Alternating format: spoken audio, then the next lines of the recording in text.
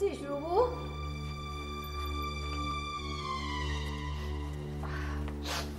কি হলো মা, এত রাতে তুমি এখনো ঘুমোনি? না রে, ঘুমিয়ে পড়েছিলাম তো টিভি দেখতে দেখতে, হঠাৎ ঘুম ভেঙে মনে হলো তুই কই। তা অনেক রাত পর্যন্ত বই পড়া তোমার অভ্যেস, তুমি জানো, কিন্তু তুমি ঘুমাওনি কেন? যাও যাও ঘুমিয়ে পড়ো, আমি আসছি। যাবো, তুই চল। মা, আচ্ছা এই করে করে না তুই শরীরটার একদম 12টা বাজিয়ে দিবি। চল রুবু, দুটো কাপ কেন? কেউ এসেছিল? কে আসবে? না মানে দুটো কাপ এখানে। ও, দুটো কাপ? হ্যাঁ। আসলে কি হয়েছে, সুবল আমাকে না এক গাদা কফি করে এনে দিয়েছে, তাই ওই জন্য আরেকটা কাপ চাইলাম, একটু ঢেলে রেখে দেবো আর কি, সেই কারণে দুটো কাপ। এরপর সুবল যখন বেশি কফি দেবে না, হ্যাঁ, তখন আরেকটা কাপে না ঢেলে কাপেই ফেলে রাখবার চেষ্টা করবে। আচ্ছা, লেডি শার্লক হোমস না কি বলবো, ফেলুদার মহিলা ভার্সন ফেলিদি। কেউ না, আমি রুবুর মা। আচ্ছা রুবুর মা, দয়া করে শুতে যাও, আমি একটু পরেই আসছি। যাও। তুই তুই ঠিক বলছিস, কেউ আসেনি? না না না, কেন মিথ্যে বলবো মা? যাও যাও যাও যাও যাও যাও যাও যাও যাও।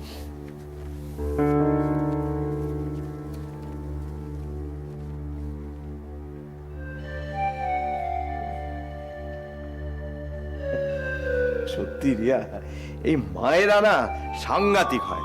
এত রিয়া, রিয়া,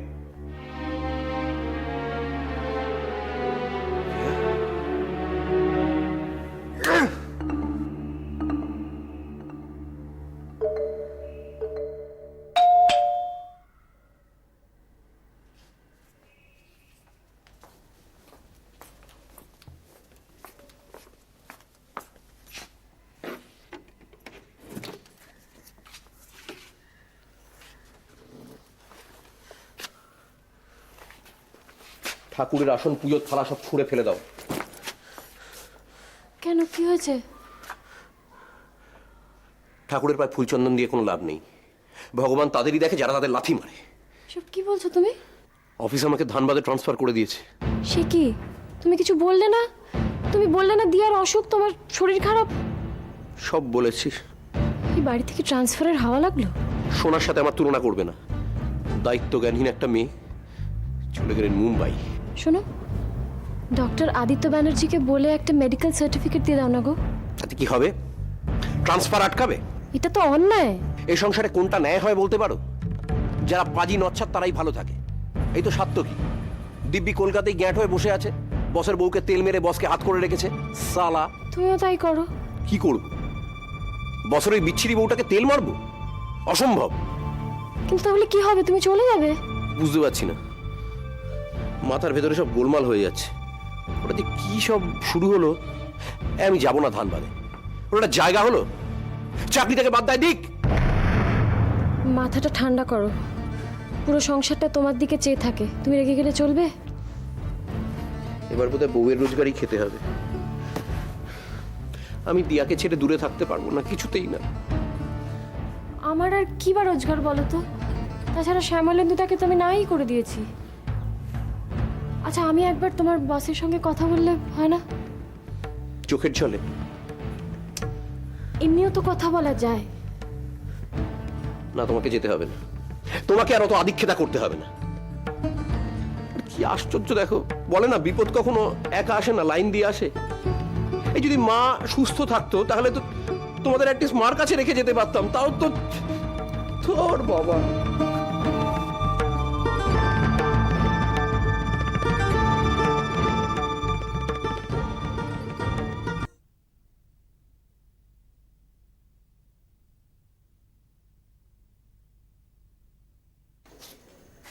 দিদি, চা পাতাও নেই, চিনিও নেই, চালও তো দেখছি।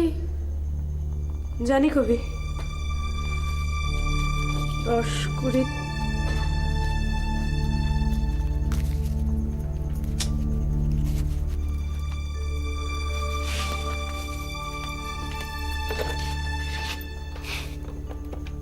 দিদি আমার কাছে টাকা আছে, নাও না।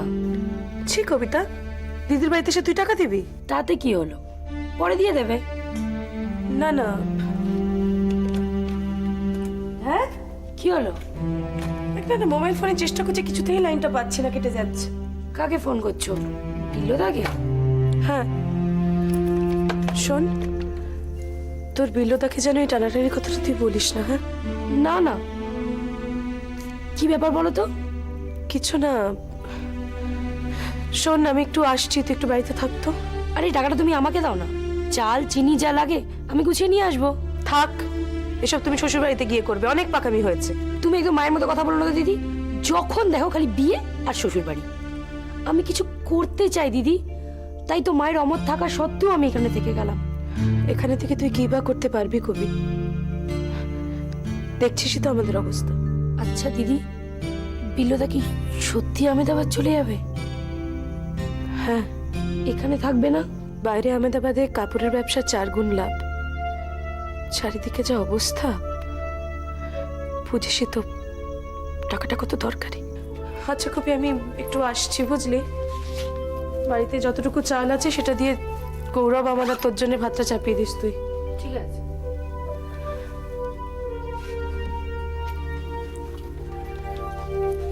তো দিদিটা বড্ড বোকা রে, বড্ড বোকা। সবাইকে তো বিশ্বাস করে ফেলে।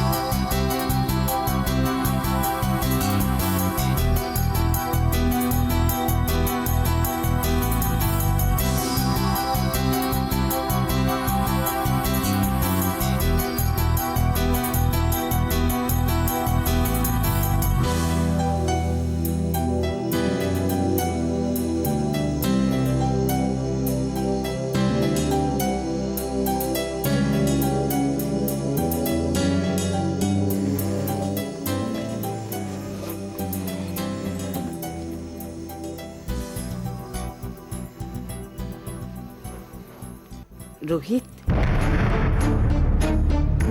বাবা, আমি মাসিমা চিনতে পারছো? আমি শিবানী গুহ।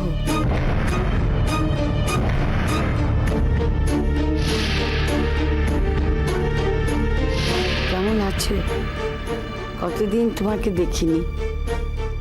আমি জানি তুমি ব্যস্ত মানুষ, কাজ তোমার। আমি তমালিকা রে বলছি। তমালিকা রে,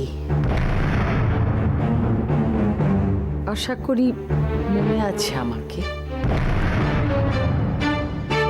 রোহিত সত্যিই ব্যস্ত থাকে, কাজের মানুষ সে। রোহিতকে ওর ব্যবসা সামলাতে হয়, তাকে ফোন করে বিরক্ত না করাটাই ভালো। না মানে আমি রোহিতের মা।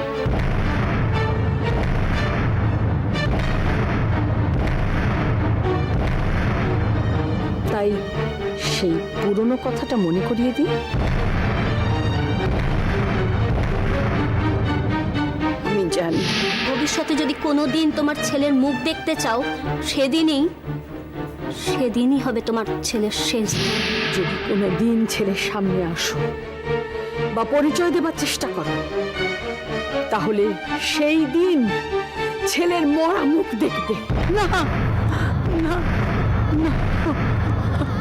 আমার কথা যে মিথ্যে নয় তার প্রমাণ হলো যেদিন থেকে তোমার ছায়া রোহিতের জীবনে পড়েছে, সেদিন থেকে তার জীবনে একটার পর একটা বিপর্যয় নেমে এসেছে। না, হ্যাঁ, সাবধান শিবানী, তোমার মমতার আগুন রোহিতের জীবন জ্বালিয়ে পুড়িয়ে শেষ করে দেবে। তুমি দূরে চলে যাও, অনেক দূরে, একদম দূরে।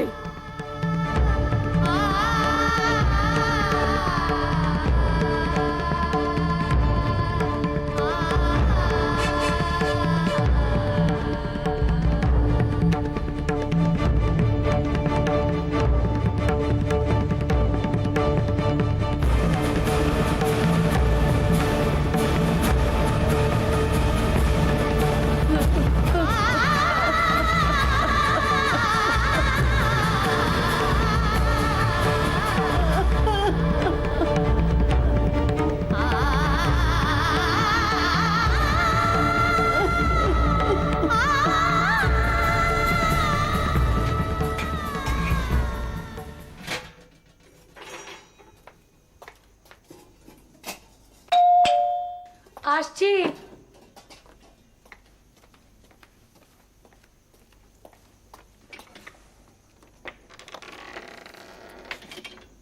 আপনি? আমি প্রদীপ। দিদি মানে নাদিয়াদি বাড়িতে আছেন? না, উনি তো নেই, উনি একটু বেরিয়েছেন। ও, কখন ফিরবেন? তা ঠিক কিছু বলতে পারছি না। এরা ফোন করছিলেন, তারপর হঠাৎ খুব চিন্তা নিয়ে বেরিয়েছেন। ও বুঝেছি। বুঝতে পারি। ও সরি, আসুন বসুন না। আপনাকে তো ঠিক চিনলাম না। না মানে এই বাড়িতে তো আমি আগে কয়েকবার এসেছি। আগে মনে হয় আপনাকে কখনো দেখিনি। আমি কবিতা, নাদিয়াদির মাস্তুতো বোন। কি করেন? এখনো কিছু না। কি করতে চান? মানে? না মানে আপনি ভেবেছেন কি করবেন? না মানে এখনো।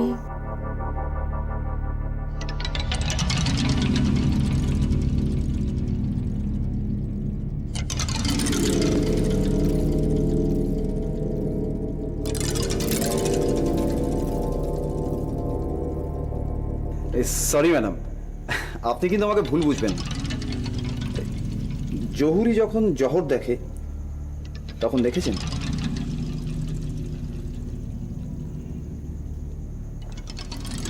একেবারে কাছ থেকে দেখে।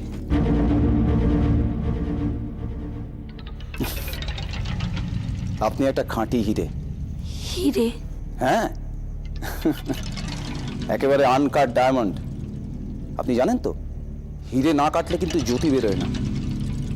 আপনি হচ্ছেন সেই না কাটা হিরে।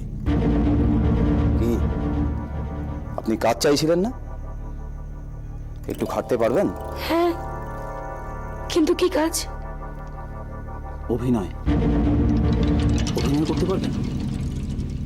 বড় বড় পোস্টারে আপনার মুখের ছবি গ্রামে শহরে মফস্বলে সর্বত্র ছেয়ে যাবে। নবাগতা নায়িকা কবিতা। পারবেন? অভিনয় আমি আগে তো কখনো করিনি। আপনি হাসালেন। সব মহিলার তো জাত অভিনেত্রী হয়, এটা জানেন না? নাম মানে? দেখুন, ট্রেনিংটা কিন্তু আমি দেওয়াবো। ওই যে বললাম, আপনি হচ্ছে না কাটা হিরে। একটু কেটে নিতে হবে, নইলে আপনার জ্যোতি বেরোবে কি করে? কি মনে হচ্ছে? এবার পারবেন তো? দেখি, চেষ্টা করব। ব্যাস, এটাই তো আসল চেষ্টা। আপনি এই এখানে 500 টাকা আছে, এটা দিদিকে মানে নাদিয়াদিকে দিয়ে দেবেন। বলবেন প্রদীপ এসেছিল, আবার আসবে। আর দিদির কাছে আমার ফোন নাম্বার আছে, মাঝে মাঝে আপনার মিষ্টি গলার ফোন পেলে খুব ভালো লাগবে। চলি, মনে থাকবে তো? অভিনয়। আবার আসবো কবিতা।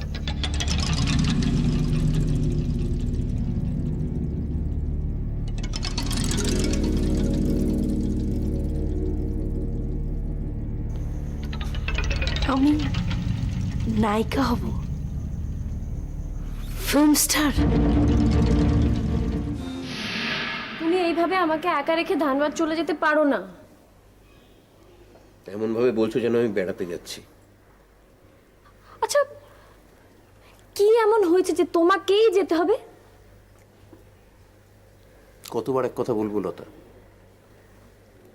বললাম তো, সাত্তকীর মতো আমি বসকে তেল দিতে পারবো না, তাই আমি কিছু জানি না, তুমি যাবে না ব্যাস।